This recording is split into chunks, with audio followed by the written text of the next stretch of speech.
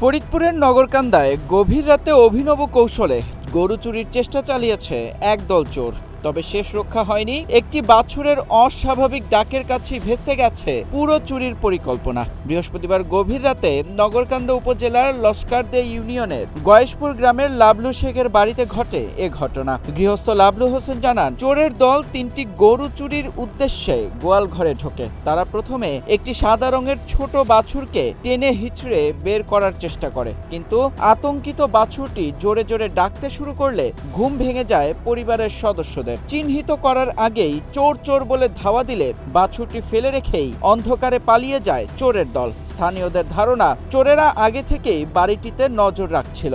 বাছুরের ডাক আর পরিবারের সতর্কতায় বড় ধরনের আর্থিক ক্ষতি থেকে রক্ষা পান লাবলু শেখ। তবে এ ঘটনার পর পুরো এলাকায় ছড়িয়ে পড়েছে আতঙ্ক। রাতের নিরাপত্তা বাড়ানোর দাবি জানিয়েছেন স্থানীয় বাসিন্দারা।